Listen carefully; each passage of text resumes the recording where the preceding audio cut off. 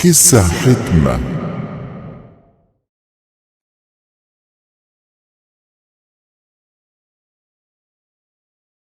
Ada seseorang miskin, punya anak sekian, beberapa orang.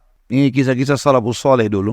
Dia pas mau makan sama istri sama anak-anaknya, ada 4-5 orang anak, mau makan sama-sama, dan cuma ada sedikit makanan, tiba-tiba ada yang ketuk pintu, orang miskin. Dia bilang begitu, mau dihidangkan makan, mau makan, ada yang ketuk pintu. Saya suruh istri saya buka, dibuka pintu, ternyata ada orang miskin yang minta. Mereka miskin, ada orang miskin lagi minta. Kami sudah sekian hari nggak makan, berikanlah makanan. Istrinya tanya dia, kasih makanan. Dikasih makanan semuanya. Karena kalau dibagi dua juga nggak cukup. Orang itu juga punya anak banyak. Dia sama istrinya orang mukmin. Berjalan waktu beberapa saat selain kalau kita mungkin berapa jam, kelaparan semuanya. Anak-anak lapar, dia lapar, istrinya lapar. Tengah malam nih. Ya kalau kita sekarang di awal malam, jam 12 malam gitu. Istrinya bilang bagaimana? Anak-anak menangis semua kelaparan. Kita juga kelaparan semua. Dia bilang baiklah, saya akan keluar, saya akan cari rezeki Allah. Nanti Allah akan kasih nanti. Dia bilang, orang ini cerita, dia bilang saya keluar dari rumah, saya pergi ke masjid dekat rumah. Kemudian saya sholat malam. Sambil berdoa kepada Allah, dan kalimatnya saking manjanya sama Allah mengatakan, ya Allah, sesungguhnya engkau tahu kalau saya dan istri saya dan anak-anak saya kelaparan malam ini. Jadi bahasanya semua dirincikan, minta kepada Allah pada hal-hal yang kecil pun, minta makanan kepada Allah.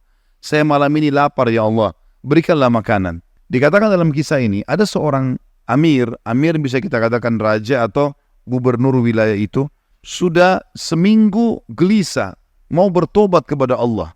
Sudah seminggu gelisah mau bertobat kepada Allah. Maka dia pun gelisah. Amir ini malam itu dia nggak bisa tidur. Dia keluar, dia ambil makanan terbaiknya, harta terbaiknya dari emas berkantong-kantong dibawa sama dia. Dia bilang, ya Allah, sebagai bentuk taubatku kepadamu, maka aku akan membagikan ini kepada orang yang membutuhkannya malam ini. Dan aku tidak akan memegang tali kekangan kuda ini, aku akan biarkan dia menuju ke arah yang manapun kau pandu. Maka kudanya pun jalan hanya masuk ke dalam masjid yang ada orang susah tadi. Ini kisah nyata. Pada saat masuk dia bilang, Amir ini bilang, saya tidak tahu kenapa kuda saya ke sini. Tapi ini rumahnya Allah. Pasti ada sesuatu. Dia bilang, saya turun dari kuda, saya masuk, saya temukan orang itu lagi berdoa. Dan doanya minta makanan. Maka saya pun berkata kepada orang tersebut setelah dia salam, saya sudah dengarkan doamu. Dan saya salah satu hamba Allah, dia bilang. Dan saya pemimpin Amir ya, wilayah ini. Saya niat taubat dan saya ingin memberikan ini. Maka saya berikan kepadamu. Ambillah harta ini, uang ini. Uang ini cukup untuk dia menjadi orang kaya karena banyak sekali. Dan makanan juga sudah cukup. Dan dia bilang, Amir ini bilang, pemimpin ini bilang, kalau seandainya kau butuh apa-apa datang ke istana saya saja. Jawaban orang itu di depan raja tadi, pemimpin wilayah ini, dia bilang, kalaupun saya butuh saya tidak akan datang kepada anda. Tapi saya akan datang kepada Tuhan anda dan Tuhan saya, Allah yang telah membuat anda datang malam ini membawakan makanan. Coba kita bayangkan kalau kita di posisi orang ini teman-teman sekalian. Kalau misalnya kita lagi punya hajat, kemudian ada satu orang yang kaya datang kepada kita. Kemudian dia menawarkan kepada kita solusi. Misalnya kita terlilit utang, atau misalnya kita mau bayar rumah sakit, atau apa saja.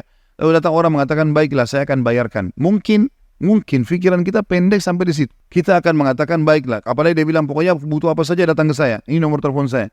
Saya yakin kita akan lupakan Allah itu. Kita akan ke orang itu. Ambil pelajaran dari orang soleh ini. Di depan orang itu dia mengatakan, saya tidak akan datang kepada anda, tapi saya akan datang kepada Allah, Tuhan anda dan Tuhan saya yang telah membuat anda datang membawa makanan malam ini. Jadi justru kalau sudah dapat solusi, jangan malah jauh dari Allah ini. Malah harusnya jadi lebih dekat kepada Allah SWT. Harusnya kita jadikan sebagai momen untuk lebih dekat lagi kepada Allah.